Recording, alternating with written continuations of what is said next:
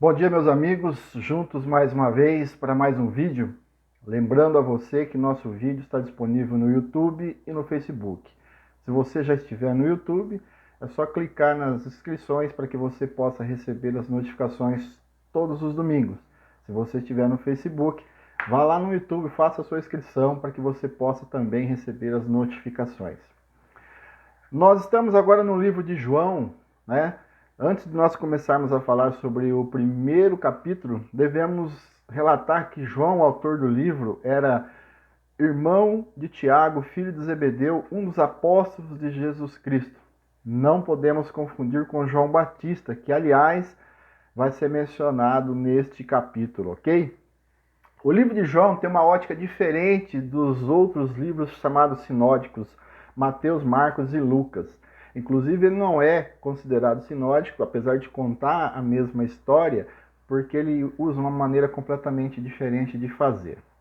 João procurou tratar de maneira detalhada de incidentes que ocorreram na Judéia e envolveram líderes da nação judaica. Isso o faz ser complemento dos outros livros sinódicos que tratam extensivamente do ministério de Jesus na Galiléia. O contexto do livro é a pós-destruição de Jerusalém, já no final do primeiro século, entre os anos 85 e 90 aproximadamente. João era velho e o único sobrevivente dos apóstolos.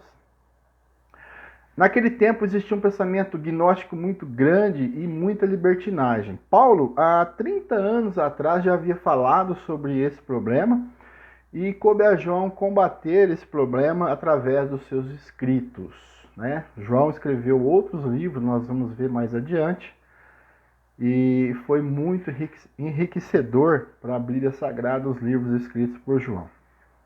Seu livro começa nos apresentando Jesus como verbo de Deus. Está lá no versículo 1, primeiro versículo da carta dele. O termo grego que utiliza para verbo é chamado logos, e significa palavra proferida a viva voz, que expressa uma concepção ou ideia. Ou seja, no princípio era o verbo, no princípio era a palavra. Esse verbo de Deus participou ativamente da criação de todas as coisas.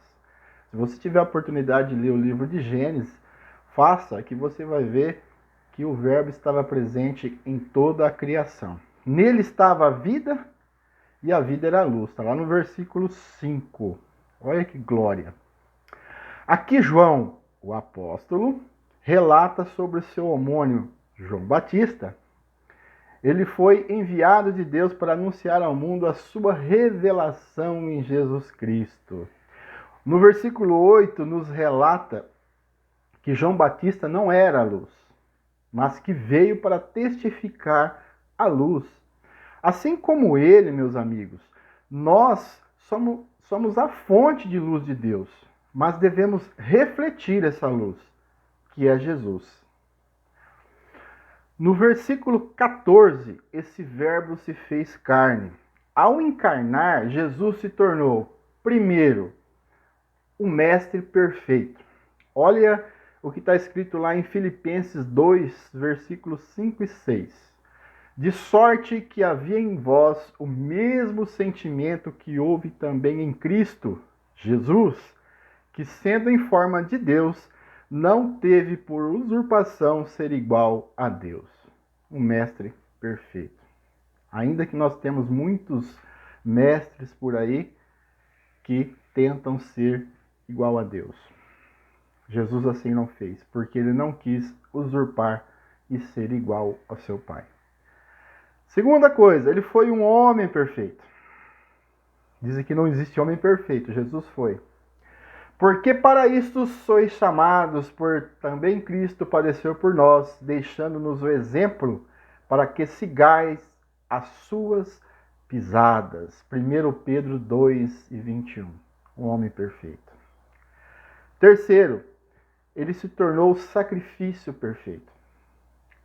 A vós também, que no outro tempo éreis estranhos e inimigo no entendimento pelas vossas obras más, agora, contudo, vos reconciliou no corpo da sua carne pela morte, para perante ele vos apresentar santos, irrepreensíveis e inculpáveis.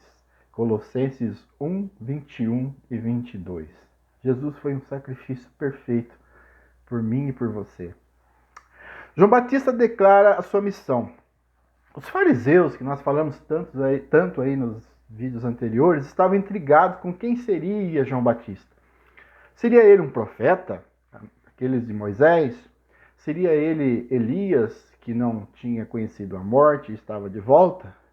Seria ele o Messias que eles estavam aguardando? Ou então um falso profeta? João Batista então relata que não era nada disso. Ele se apresenta de acordo com as predições do profeta Isaías, está lá em Isaías 40, versículo 3, que diz assim: voz do que clama no deserto, preparai o caminho do Senhor e endireitai no ermo vereda a nosso Deus. Enquanto os fariseus estavam querendo saber quem era João Batista, ele queria mostrar quem era Jesus. João Batista recebeu essa alcunha por batizar os judeus.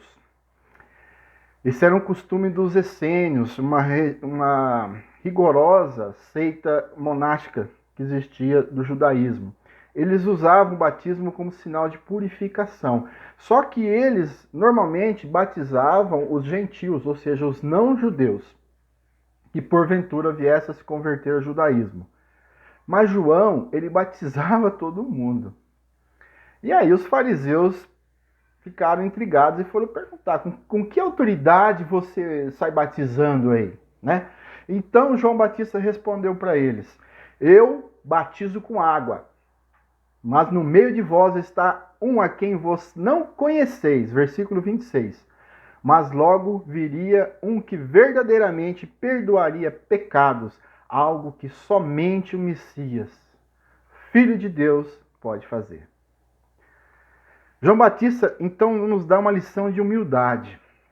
Ele diz que não era merecedor sequer de desatar as correias das sandálias de Jesus Cristo. Olha que humildade.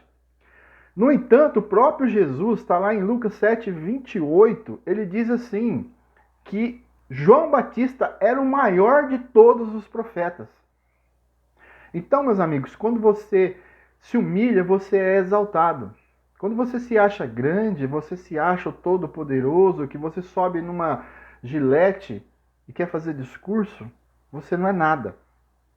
Mas quando você se humilha diante de Deus, Ele te exalta diante dos homens. Porque Deus tem planos para a sua vida, mas quer que seus planos sejam perfeitos.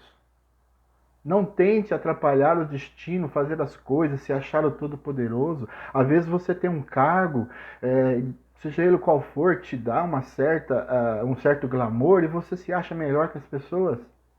João Batista não se achou. Pelo contrário, ele se humilhou, mas foi exaltado por Jesus Cristo. Olha que maravilha. No outro dia, Jesus veio até João Batista.